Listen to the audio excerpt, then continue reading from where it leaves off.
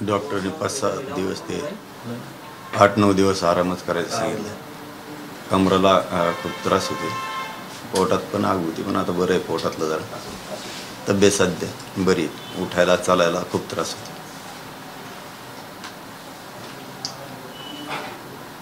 तुम्ही 4 उपोषण केले. चौथ्या उपोषणाअंती देखील मराठा समाजाच्या हाती काय पडलं असं तुम्हाला वाटतं? कारण आश्वासनापलीकडे काही पडलं असं दिसत नाही सध्या तरी. नाही, ते बरोबर आहे, पण आंदोलक म्हणून समाजाचं इमानदारीनं काम करताना शेवटी आंदोलन करावं तर लागणार आहे, संघर्ष तर करावंच लागणार आहे, त्याशिवाय मिळणार पण नाही ना. त्यांनी आता खात्रीला एक महिन्याचाच वेळ घेतला आहे. आम्ही 15 दिवस देत होतो, तसं तर आम्ही 1 दिवस पण देणार नव्हतो. पण ठीक आहे, सरकारचा मान सन्मान करायचा म्हणून आम्ही त्यांना 1 महिन्याचा वेळ दिला आहे. आणि ते म्हणले ना, असाही शब्द वापरला त्यांनी की ते टिकलं पाहिजे, कायद्याच्या कसोटीवर टिकलं पाहिजे, ती जबाबदारी आमची आहे, कोणी त्याला चॅलेंज नाही केलं पाहिजे. त्याच्यासाठी 1 महिन्याचा वेळ एवढ्या वेळेस द्यावाच लागेल. शब्द असे होते, कायद्याच्या कसोटीवर आम्हाला ते टिकवायचं आहे आणि कायमचं ओबीसीतून मराठ्यांना आरक्षण द्यायचं हे शब्द होते, म्हणून 1 महिना वेळ दिला. कशाला उगाच गडबड करायची म्हणलं, दिलं आणि परत त्यांनी म्हणा उडालं. आम्ही म्हणलो होतो कायद्यात टिकणार नाही, मग तुम्ही कायद्याच्या कसोटीवर टिकवण्यासाठी आम्हाला वेळ पाहिजे होता, म्हणून दिला दादा. ओएसिस फर्टिलिटीच्या तज्ज्ञांनी IVF उपचार पद्धतीद्वारे 1 लाखांहून अधिक जोडप्यांना मातृत्व प्राप्तीचा आनंद दिला आहे. मोफत अपॉइंटमेंट बुक करण्यासाठी आजच संपर्क साधा. काल मंत्री तुम्हाला भेटायसाठी आले होते, त्यानंतर तुम्ही त्यांच्याशी चर्चा देखील केली एकांतामध्ये. नेमकं काय त्यांचं म्हणणं होतं आणि त्यांनी काय पुन्हा आश्वासन तुम्हाला दिले? नाही, आश्वासन तेच, फक्त एकच सांगितलं मी त्यांना की ते दगी फटके होऊ देऊ नका. आता मला माझ्या समाजाला राजकारणाकडे आम्हाला जायचं नाही आहे, त्या रस्त्यावर आम्हाला उतरू नका. त्याला जबाबदार तुम्ही असणार आहे, सगळे राजकीय पक्षाचे नेते. त्यामुळं आमचा हक्काचा आम्हाला द्या, आम्हाला आमच्या गोरगरिबाचे पोरं आरक्षण देऊन मोठे करायचे, हेच ध्येय पहिल्या दिवसापासून आज 10 महिने झाले आणि शेवटपर्यंत तेच राहणार. तुम्ही नाही दिलं मग तर मी जाहीरच सांगितलेलं आहे, विधानसभेला ताकदीनं आम्ही 4-5 समुदायाचे बांधव म्हणजे समाज आम्ही मात्र विधानसभेत उतरणार. SIT बाबत जरा स्पष्टता करा ना, तुमचं सरकारशी काय बोलणं झालेलं आहे आणि SIT जी बंद केली आहे का, चौकशी का काय झालंय, थोडंसं स्पष्ट करा ना. खास करून फडणवीसांसोबत बोलणं झालंय ना याबाबत? हो, मी कालच सांगितलं. त्यांनी सांगितल्याबरोबर ते त्यांचे आमदार आले होते राऊत साहेब, त्यांनी सांगितलं माझं त्यांच्याशी बोलणं झालं. आम्ही 2-4 घंटे बोललो. ते SIT रद्द करणार आहेत, रद्द केली म्हणले ते, पण पुढच्या याच्यात काय तारीख संपली म्हणले तिची, असं म्हणले ते, तिची तारीख संपली, त्याच्यामुळे आम्ही ते आता बंद करणार आहेत. ते वेगळा शब्द वापरला, आता मायाने ध्यानात राहिला ते बंद करणार आहेत म्हणे. मला त्यांच्या हातात माईक होता, म्हणलं मग सांगा तुम्हीच.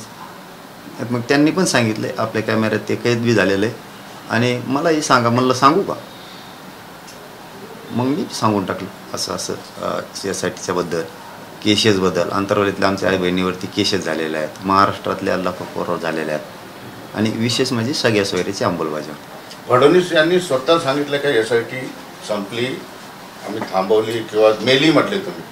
आधी काहीतरी शब्द होता त्यांचा, फडणवीस साहेबांचाच. मी कालच सांगितलं, मी कधी लपून ठेवतो. मी कालच सांगितलं, सांगू का, एवढा शब्द वापरला मी त्या आमदार साहेबांना. सांगू का मग का तुम्हाला 1-2 दिवस लागत आहेत, तर ते म्हणले नाही लगेच सांगून टाका. तेच म्हणलेत, आपल्या तिथं आलं बी ना, तेही स्वतः म्हणले. आता रद्द केली का शेंगा आणल्यात खूप माहीत नाही. पण हे पण एक मूळ कारण होतं ना यावेळेस, म्हणजे आंदोलन लवकर हे करायचं. कोणचं? SITची जी तुमची मागणी होती, नाही मागणीच नाही. निर्णायक होणार नाही चौकशी, हा अन्याय आहे, जाणीवपूर्वक गुन्हे दाखल करण्याचा प्रयत्न केला जातोय, तर हे सगळं रद्द केलं म्हणजे ही तुमची एक मागणीची पूर्तता झाली असंच म्हणूया? नाही, SIT माझी मागणीच नाही, सगळ्या सोयऱ्यांची. पण ते त्यांनी विषय काढला, मी माझा विषय माझ्या समाजासमोर ठेवला नाही, सरकारसमोर पण नाही ठेवला. मी समाजासाठी भोगायला तयार आहे, पण समाजाने खालून उचलला की आपल्या माणसाला जिथं गुंतवलं जाणार आहे जाणून बुजून खोटं षडयंत्र करून ते यासाठीचं काय. ज्यावेळेस असा समाजाने विचारला, कारण माझं मी कधीच ओढत नाही, माझ्या समाजाची बाजू ओढतो. मग त्यांनी बोलायला तिकडून सुरुवात केली, ती रद्द केली. काय करणार आहेत आता, काय खरं काय केलं पत्र कोणाच्याच हातात नाही, माहीत नाही. पण जे खरं आहे ते राऊतसाहेब बोला म्हणले, सांगून टाक. याआधी पण तुमचं उपोषण सुरू असताना अनेक वेळा मंत्री यायचे, बसायचे, चर्चा व्हायच्या, निष्फळ व्हायच्या, लांबत जायचं. काल जादूची कांडीच फिरली आणि जरांगे पाटील खूप लवकर कन्व्हिन्स झाले. नाही, शब्द तसे होते. मी शब्दावर लक्ष देतो, मी घाई गडबड नाही करीत कधीच. मी शब्दावर लक्ष देतो. मला राजकारणाकडे जायचं नव्हतं म्हणून मी उपोषण केलं, तर सावध करत होतो मी सरकारला की मला माझ्या समाजाला जायचं नाही. त्यांचे शब्द असे होते की ते आम्हाला टिकवायचं आहे. मराठा आणि कुणबी कायदा करण्यासाठी नोंदी ते टिकवायचं आहे, सगळ्या सोयऱ्यांची अंमलबजावणी टिकवायची, हैदराबादचं गॅजेट टिकवायचं आहे, हैदराबाद संस्थांचं, सातारा संस्थांचं, बॉम्बे गव्हर्नमेंटचं, हे आम्हाला टिकवायचं आहे. मग कायद्याच्या कसोटीवर टिकवायचं असलं तर पुन्हा चॅलेंज नाही व्हायला पाहिजे, म्हणून वेळ पाहिजे. शब्द तसे होते. मग आता आम्ही 10 महिने झालं लढतो. मग थोडी गडबड करू ते का पुन्हा उडवायचं, पुन्हा समाजाला लढायला लावायचं का, त्यापेक्षा राहू द्या ना महिना. ह्या विचाराने म्हणजे सखोल आणि चारही बाजूने विचार करून आम्ही त्यांना हा म्हणलेलो आहे आणि समाजाला विचारून हा म्हणलेलो.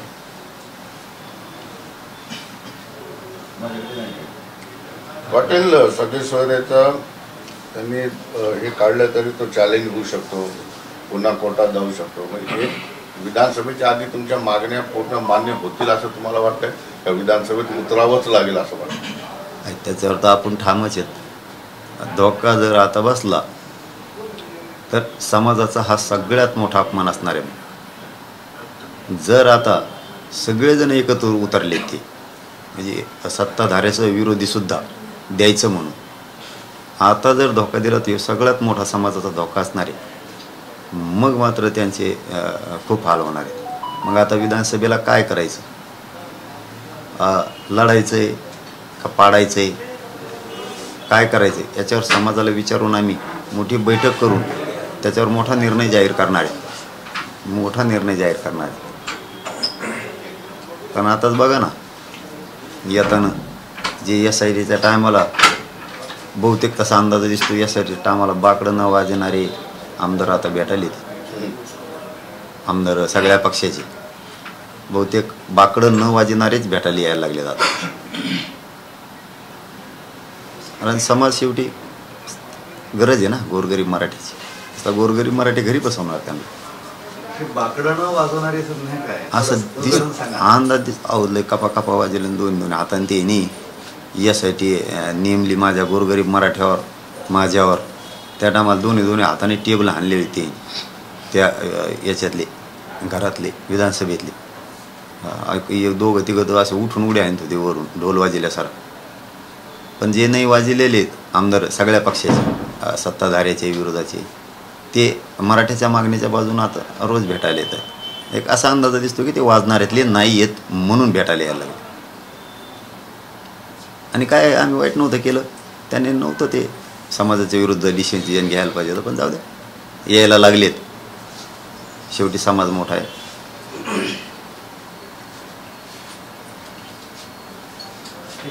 मध्ये मुद्दा आला होता पाटील की काही लोकांनी बैठक घेऊन शरद पवारांनी या सगळ्या जे आंदोलन आहे त्याचं नेतृत्व करावं अशा पद्धतीची मागणी केलेली होती.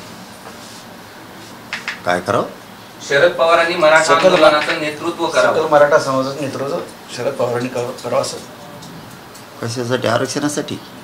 सर्व समाजात तुमचं आंदोलनाचं नेतृत्व आता होतं तेव्हा नाही ना आता.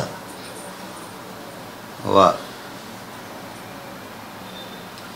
तुमचं नेमकं आंदोलन संपलं आहे, पण लक्ष्मण हाके तिथे वेशीवर बसलेले आहेत. आंदोलन त्यांचं सुरू आहे आणि संविधान वाचवा आणि आरक्षण सुरक्षित करा असं त्यांचं म्हणणं आहे. नाही, आपण त्याचा अधिकार आहे त्याच्यावर बोलत नसतो कोणावर बी. आणि त्यांना आपण विरोधक कोणालाच मानलेलं नाही. मानलेलं आहे तेव्हा आहे, त्यांना कधीच मानलेलं नाही. त्यांच्या विरोधात आपण कधी आत्तापर्यंत बोललेला सुद्धा नाही शब्द एक सुद्धा. आपला ते एवढं एकच आहे, खरी मराठ्यांची काडी करून वाटोळ करणार. छगन भुजबळ असं म्हणाले की जरांगे पाटील राज्यातील 88 उमेदवार उभे करावेत तुम्ही, आम्ही त्यांचे स्वागत करतो आणि देशाला एक नवीन नेता मिळेल. मालपूर तुम्हाला शुभेच्छा दिल्यात त्यांनी. मालपूर नेता व्हायची शुभेच्छा द्यायला ते बोललं की त्याला तर काही दमत नाही का ना. त्याच्यावर नाही देण देत मी आता.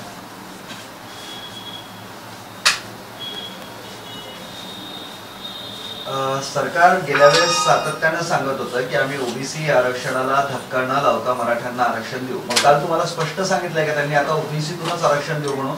आणि मग ओबीसीतून नाही, मग आम्हाला काय अजून पाहिजे? ओबीसीतूनच पाहिजे. आणि धक्काच लागत नाही भाऊ, धक्काच लागत नाही. राहिलं कोण दादा? नीट सांगत नाही तो की नीट सांगत नाही. हे बघा एवढेच वेळेस सांगतो आता, बोलायला त्रास होतो पण स्वारी एक शब्द थोडा उशिरा येतोय. नाही ठीक आहे. खोटं सांगत आहेत बघा ते ओबीसीचे 2-3 नेते ते वरचे. मराठा विदर्भातला आरक्षणात गेलाय, खानदेशचा गेलाय, कोकणचा भाग गेलाय, जवळपास 70-75% पश्चिम महाराष्ट्राला गेलेला आहे. मराठी राहिलेच पण त्या आरक्षणात ओबीसीत यायला.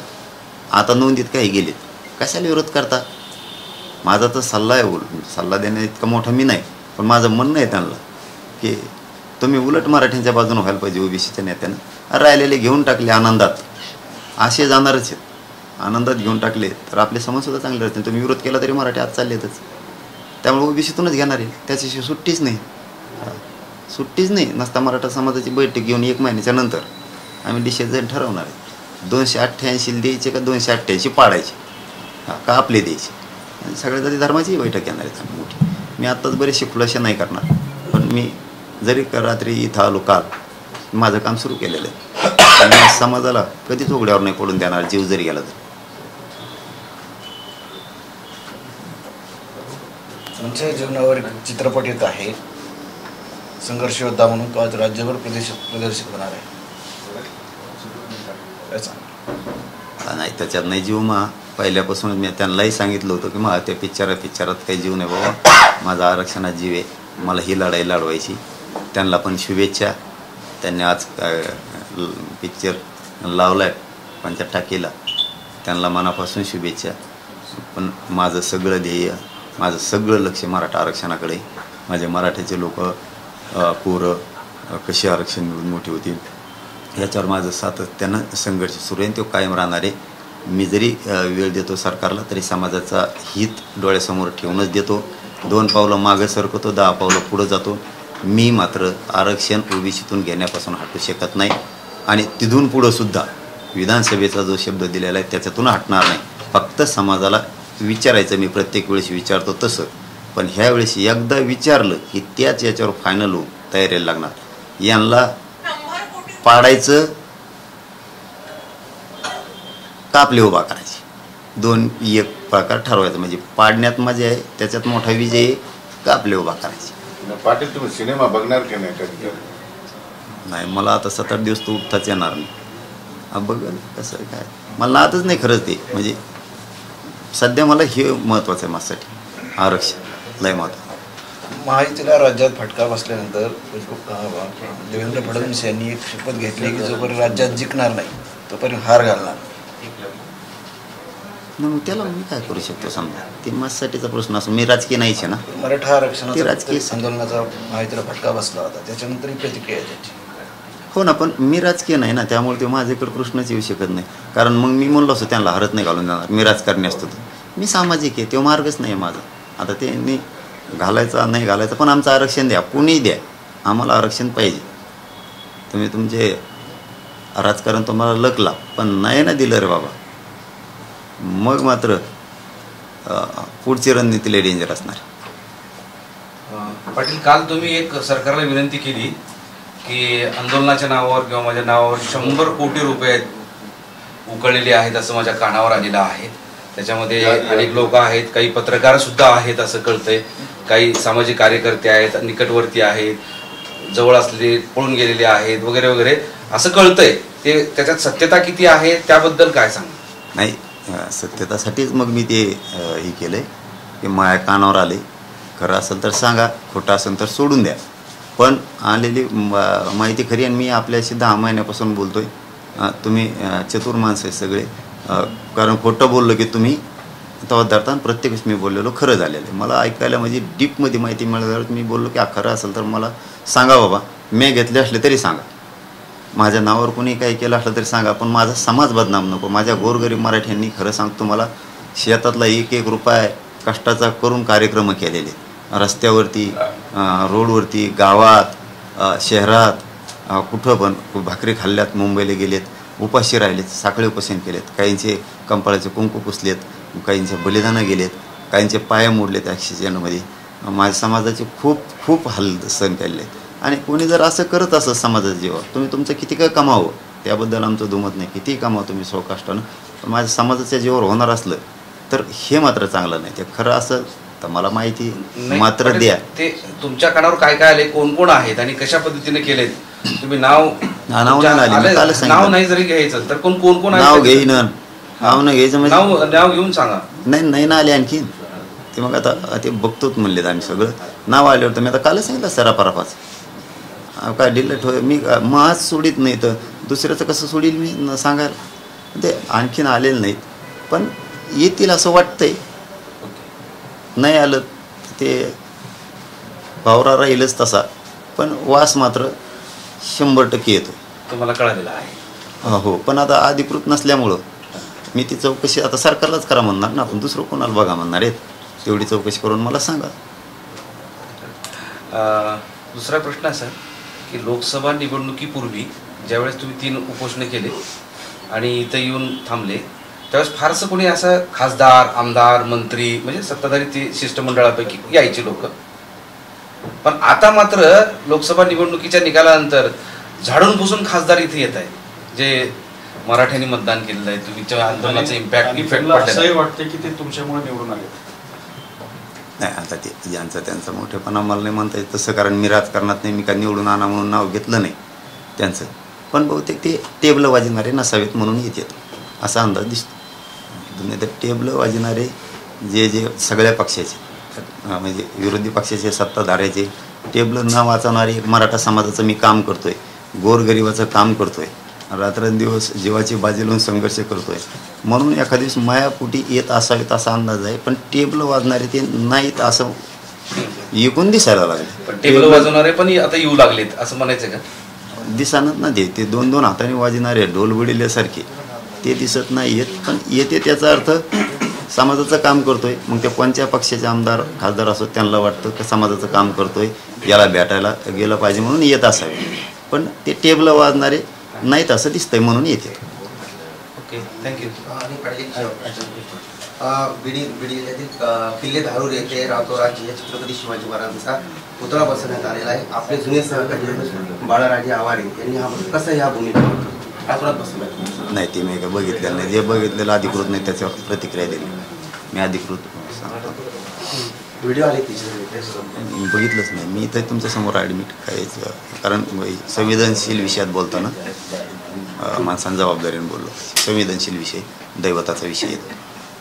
मराठा समाजाच्या नाराजीचा फटका विधानसभेत बसू नये यासाठी आज भाजपची मुंबईमध्ये बैठक पार पडत आहे. शंभूराजे साहेबांनी तर काल असं सांगितलं, ती तर बैठक आहेच त्यांची, परंतु मंत्रिमंडळाच्या उपसमितीची बैठक घेणार आहेत, शिंदे साहेबांच्या समितीची बैठक घेणार आहेत आणि सगळ्या सचिवांची पण घेणार आहेत आणि मंत्र्यांचे सुद्धा, राज्याचा एकूण आढावासुद्धा आजच घेणार आहेत. आजपासून ते खूप कामाला लागणार आहेत, कारण त्यांना कायद्याच्या कसोटीवर ते टिकवायचं आहे म्हणून बऱ्याचशा बैठका आज मुंबईत घडामोडी होणार आहेत. आपण सांगितलेली माहिती खरी आहे, पण उद्याचं होणारं हे कालच बी त्यांनी सांगितलं होतं की आम्ही मुंबईत उद्या खूप मोठ्या घडामोडी करणार आहेत. तर आमचं तेच म्हणणं आहे, हा समाज मोठा आहे, गोरगरीब आहे, यांना द्या. हेच तुम्हाला डोक्यावर घेऊन नसते आम्ही काय शत्रू आहे तुमचे का? तुम्ही आमचे थोडी शत्रू आहे. तुम्ही बोलतात म्हणून आम्ही बोलतो. मग तुम्ही बोलू नका, हे समाज तुम्हाला डोक्यावर घेऊन नाचत. पण आरक्षणाशिवाय भाऊ सुट्टी नाही, आरक्षणाशिवाय सुट्टी नाही. मी कोणाचाच नाही, मी फक्त समाजाचा आहे. मी कोणाचा होऊ शकत नाही, मला कोणी फोडू शकत नाही, मला जेलला जायला मी भेट नाही. माझं कितीही काय म्हणतात ना त्याला, अन्याय करायचा प्रयत्न केला तरी मी हटत नाही. माझी कशाचं तयारी. त्याच्यामुळे मी ते घेतल्याशिवाय हटत नाही. नसता विधानसभेला खरं सांगतो मी पश्चातापी, हो एवढा पश्चातापी आहे की मी आता इथून उठलो की मी बैठका सुरू करणार आहे. जाती धर्माच्या प्रमुख लोकांच्या मी बैठका सुरू करणार आहे. कारण मी आता शहागडला घरी जाणार आहे इथून सुट्टी झाल्याच्या नंतर. त्यामुळं मला सगळी रणनीती आखवायची पुढची सुद्धा. माझ्या समाजाला मी उघड्यावर पडून देणार नाही. हो हो तुम्ही घरी जाणार तुमच्या, पण मग तुम्ही पाठीमागे एकदा घरी गेला होतात, पण फसवल्याची भावना तुम्हाला झाली म्हणून नंतर तुम्ही घर सोडलं, पुन्हा तुम्ही आरक्षणाची लढाई सुरू केली. मग आता घरी जाताय? नाही नाही, फसवल्याचं काय त्याच्यात. 10 महिने राहून दाखवा बरं कोणी. नाही 10-11 महिने कौतुकच आहे. फसवल्याचं नाही, मला करमलंच नाही. मी गेलो म्हणजे काय आहे हे बघ, काय लावडी त्याच्यात. एकदा मुलीचं सिरियस झाली ती गेलो, एकदा मुलाच्या डोक्याचा आणि पायाचा प्रॉब्लेम झाला आणि ते 2 दिवस बेशुद्ध होतं. मला माहीत नव्हतं म्हणून गेलो आणि 1.5 घंटेपेक्षा थांबलो नाही थांबू शकलो मी. पण आता मला सांगा, शहागड याचा अर्थ अरे वेगळा घेताल तुम्ही, माया परत ध्यानात वेगळा आलं.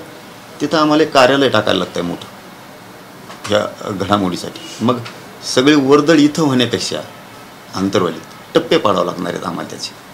त्याचा अर्थ तसा आहे, म्हणजे त्याचा गैरअर्थ होईल परत, कारण मीडियाच्या बांधवामध्ये होऊ शकतं ना की तुम्ही अंतरवाली सोडताय का? नाही, अंतरवाली सोडायचं काय, अंतरवाली सोडायचा विषय नाही. पण वर्दळ अति होती तिथं आणि गाव देवासारखं आहे. हे बघा दत्ताभाऊ, माझं काम कसं आहे, मी माणुसकी जिवंत ठेवणारं पोरग आहे. त्या गावातल्या लोकांना त्रास नाही झाला पाहिजे, कीर्तनाचा नाही झाला पाहिजे, आवाजाचा. लेकरं शाळेत जाते त्यांचे ते नाही झालं पाहिजे. देवासारखं काम केलेलं आहे. पुण्यवान गाव आहे, वारकरी संप्रदायाचं गाव आहे. लोकांनी माझ्यावर आतोनात प्रेम केलेलं आहे. तिथल्या जे आंदोलनात होते सगळ्या जाती धर्माचे जे लोक होते आतोनात प्रेम केले. म्हणून मी कालच एक शब्द वापरला नाही, मनभेद मतभेद काही झाले असले तर आजच जाळून टाकले अंतरवालीतच, आजच जाळले. मनात एक शब्दानेही शंका राहणार नाही. कारण तिथं शेतकरी वर्ग आहे सगळा. येताना अडचणी, जाताना ट्रॉफिक होती, गाड्या लागतात. कालच आपण स्वतः साक्षीदार होतात, 9 किलोमीटरवर लावायला जागा नव्हत्या गाड्या. म्हणजे मग परत लोकांचे हाल होते. शेतकरी वर्ग त्या गावाचे उपकार मी कधीच नाही विसरू शकत. मुलापेक्षाही त्यांच्या माझ्यावर माया केली. मला रात्रीला कधी यायचो मी कार्यक्रम करू, तितक्या रात्री चहा द्यायचे. कोण करत नाही स्वतःच्या मुलाचं सुद्धा. इतकं गाव मला जपलेलं आहे ते, पूर्ण गाव आंदोलनात होते ते. त्यामुळं त्यांचे उपकार मीच काय कोणीच विसरू शकणार नाही. ती पवित्र भूमी आहे. फक्त तिथं नको हे मोठ्या पटांगणात पाहिजे की जेणेकरून जर ते मोठं ऑफिस टाकलं तर तिथं प्रचंड वर्दळ राहणार आहे. कारण ते राज्याच्या लेवलचं ऑफिस तिथं टाकावं लागणार आहे. म्हणून तिकडं जाणं गरजेचं आहे. त्या ऑफिसचं काम मला वाटतं आज सकाळपासून सुरूसुद्धा झालं आहे. 6 वाजल्यापासून शहागडला मोठं काम मला वाटतं बऱ्याचशा एकरमध्ये आहे. ते आता मोजते. जी माहिती आत्ता मिळालेली आहे, तुमच्या अगोदर मला अर्ध्या घंट्यापूर्वी उठलो मी की लगेच मिळाली की मोजायचं सुरू आहे. कारण हे 2-2 कामं जर तिथं म्हणलं तर कसं होईल. मी काय करायचं, आंदोलनाचं बघायचं का हे येणाऱ्या लोकांच्या समस्या सोडायचं बघायचं. म्हणून कोणाचं तेच असतं. म्हणजे तुम्ही कोणत्याही सामाजिक कामाचं बघा, असंच असतं. वेगळ्या त्याच्या वारूम केल्याशिवाय ते होत नाही. एकाच जागेवर सगळा गुताडा, मग सगळी खिचडी होऊन जाते ती आणि कोण काय सांगत सगळा पचका होऊन जातो. त्यामुळं घरी जाणंही गरजेचं आहे. बरं घरी गेलो म्हणजे आंदोलन नाही सोडलं, बरं इथं घरीच राहतोय मी. अंतरवाली माझंच घरी, तेही गरज आहे. मी कुठेही राहिलो, डोंगरात बी राहिलो तरी समाजाचंच काम करतो. मग राही कुठं सुरक्षेचाही प्रश्न आहे ना. म्हणजे हे सुद्धा लय महत्त्वाचं आहे. मी कुठं राहायचं, अचानक ठिकाणी राहणं, म्हणजे अनेक प्रश्न आहेत त्याचा. एक ओळीचा प्रश्न असा आहे की आता यापुढे आंदोलनाचं ठिकाण हे शहागड असेल? नाही, सेंटर केंद्र नाही. तिथं फक्त ऑफिस, येणारे जाणारे लोकांच्या अडीअडचणी, आम्हाला पुढं काय करायचं आहे त्याच्याबद्दलचे तिथं सगळं नियोजनबद्दल सगळं होणार. कारण ते मोठ्या एकरात राऊंडमध्ये ते टाकायचं ठरलं आहे रात्री. त्याच्यामुळं सकाळपासून लोक आमचे लगेच कामाला लागले 6 वाजल्यापासूनच. आत्ता येते केंद्र नाही, केंद्र नाही. ते अंतरवालीवर मी सोडलेलं आहे. ते काल सोडताना तुम्ही ठरवा गावाचं. आता नको दादा, उपोषण नको आता उपोषण करून केव्हा तरी ते आंदोलन बंद करायचंच असतं, कोणाचं असलं तरी.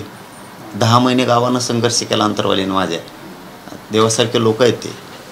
एवढं प्रेम केलं 10 महिने संघर्ष केला, आणखीन काय पाहिजे? किती दिवस करायला लावायचा त्यांनाच, किती दिवस त्यांनाच करायला लावायचं?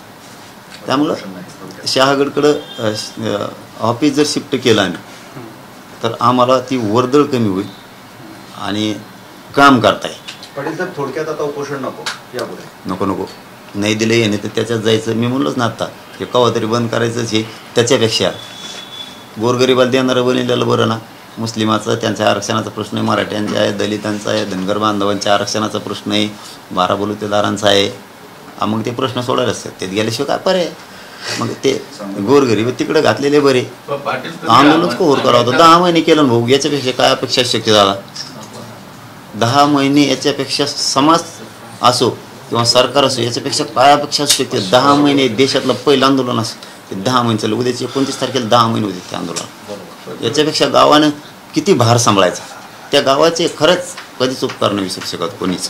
उपोषणापेक्षा तुम्ही नेहमी म्हणायचे उपोषण एवढा हत्यार धारदार कोणतंच नाही, आणि आता तुम्ही उपोषणच नको म्हणता. मला उठता येणार ना, मला उठता येणार, चालता येणार. मी आत मला तोंड धुवायला सुद्धा तिकडे जाता येणार. 2-4 दिवस पडून चाला ना, ठोको बा हात सुजलाय बा. हे बांधलं रात्री आत्ता त्यांनी हे सगळं काढलं हाताचं ते सलाईंच्या, आणि हे सुजल्यामुळं काढलं. इकडे शिर सापडा म्हणून थांबलं.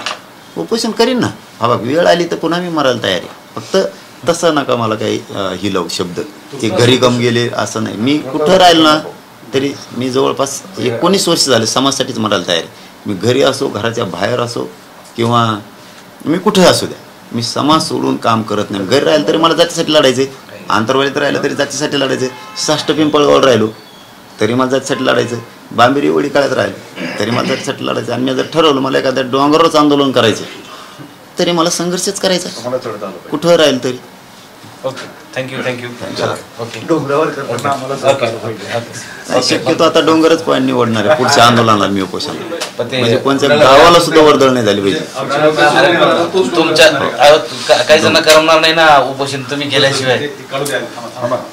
करणार आहे मी उपोषण सुद्धा समाजासाठी, जरी यांनी नाही दिलं तर. पण डोंगरावरच एखाद्या मोठ्या की तिथं आसपास 7-8 किलोमीटरवर गाव नाही पाहिजे. कुणी म्हणलं नाही पाहिजे की आम्हाला त्रास झाला आणि जायला त्रास झाला, कीर्तनाचा त्रास झाला कशा त्रास झाला. आपलं समाजासाठी करायचंय ना. गावात बसून केलं तरी समाजाला द्यायचं, डोंगरावर बसून केलं तरी समाज, माझा समाज त्या डोंगरावर येईल. पण गरीबाला शक्यतो आता आंदोलन करण्यापेक्षा, उपोषण करण्यापेक्षा सत्तेतच घालणार. मग नसता उमेदवार देणार नाहीत, पण मराठी मग पाडणाऱ्याच्या भूमिकात राहणार. मराठा हा राज्यात निर्णायक मतदार म्हणून राहणार. मराठ्यांच्या मताशिवाय 288 एक बी निवडून नाही येऊ शकत.